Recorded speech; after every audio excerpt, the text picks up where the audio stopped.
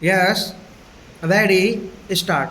Mahatma Gandhi, who had anticipated all this, thought that this system of education, which is so expensive, would not do if education was to be brought within the reach of every Indian, rich or poor. He therefore thought of a new system of education which has come to be known as basic education and which Indian and foreign educational experts have declared to be highly useful. According to Gandhiji, as far as I understood him, there are two basic merits in this new system. Firstly, education under this system is imparted not merely through books but through some kind of practical book, so that the knowledge which children acquire will not be the result of mere memorizing but of actual experience.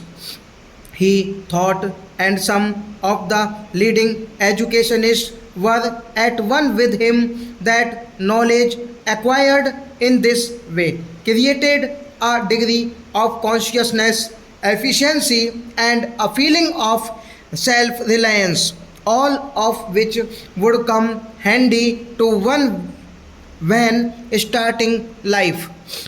Secondly, the other merit in this system, according to him, is that it brings education for all within the pale of practical possibility because the handicraft on which children would be working would bring some return in terms of money which would go at least in part of meet the expenses of their education. He was convinced that unless young scholars made this contribution towards their own education, universal education in India would never be possible.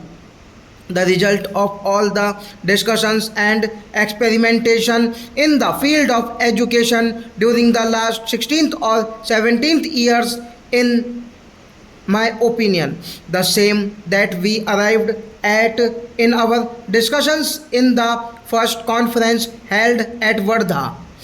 Educationists had admitted the utility of the new system but considered children's contribution towards their education as not only impossible but undesirable. Our experience, on the other hand, has demonstrated both the utility as well as the practicability of the system. My remarks are essentially with reference to primary and secondary education. Little has been done so far to apply this system to higher education. It is not therefore possible to say anything about it on the basis of experience.